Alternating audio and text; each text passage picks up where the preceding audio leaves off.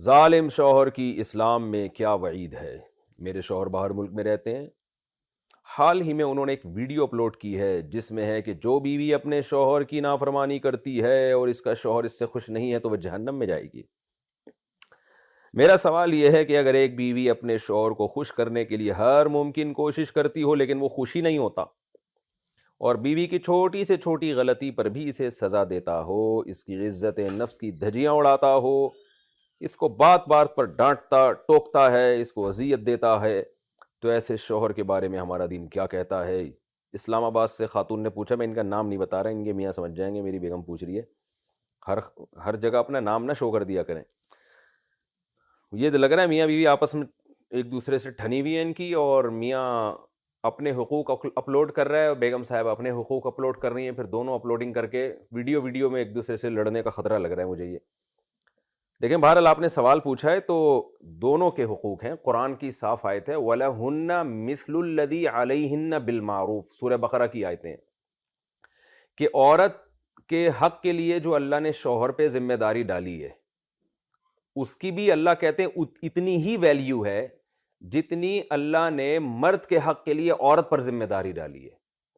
یعنی شوہر اگر بیوی کا حق ادا نہیں کرتا، اس کو عزت نہیں دیتا، بات بات پہ اس کو بلا وجہ ٹارچر کر رہا ہے، تو وہ بھی گنہگار ہوگا اتنا ہی جتنا بیوی اگر شوہر کا حق ادا نہیں کرتی تو وہ گنہگار ہوگی۔ تو اس لیے اللہ نے وَلَهُنَّ مِثْلُ الَّذِي عَلَيْهِنَّ، اللہ نے شوہر کو بتا دیا کہ بھئی حقوق کی تاکید کی نوعیت ایک جیسی ہے۔ حقوق کی نوعیت تو الگ ہے، عورت پہ الگ قسم کے حقوق ہیں، شوہر پہ بیوی کے الگ قسم کے حقوق ہیں، لیکن ان دونوں کی ویلیو میں کوئی فرق نہیں ہے۔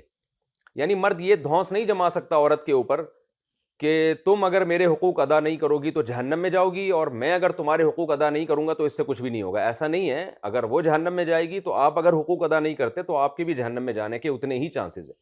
اسی طرح عورت بھی شوہر پہ دھونس نہیں جما سکتی کہ بھئی میرے حقوق ادا نہیں کرو گے تو جہنم میں جاؤ گے، تو بھئی آپ بھی نہیں کریں گی تو آپ بھی جہنم میں، وہ بھی نہیں کرے گا تو وہ بھی جہنم میں۔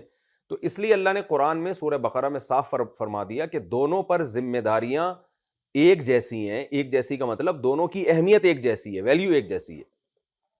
تو اس لیے اگر واقعی آپ کے شوہر ایسا کر رہے ہیں، عزت نہیں دیتے، بات بات پہ ڈانٹتے ہیں، تو بالکل غلط کر رہے ہیں۔ ہمارے سامنے رسول اللہ صلی اللہ علیہ وسلم کی صحیح حدیث موجود ہے، فرمایا خیارکم خیارکم لأہلہ، تم میں سب سے بہتر وہ ہے جس کا سلوک اپنے گھر والوں کے ساتھ اچھا ہے۔ بعض مردوں کو ہم نے دیکھا ہے دوستوں میں ہا ہا ہو چل رہا ہے اور گٹر کے ڈھکن پہ بیٹھے ہوئے ساری ساری رات، اور سگریٹ چل رہی ہے اور محفلیں لگ رہی ہیں، اور گھر آتے ہی ایسے جیسے کوئی چنگیز خان گھر کے اندر داخل ہو رہا ہے، ہلاکو خان داخل ہو رہا ہے، اور ابھی جو ہے وہ پتہ نہیں کیا تباہی مچا دے گا یہ گھر آتے ہی۔ تو امی عائشہ رضی اللہ تعالی عنہ فرماتی ہیں نبی مسکراتے چہرے کے ساتھ گھر میں آتے، سلام کرتے سب سے پہلے۔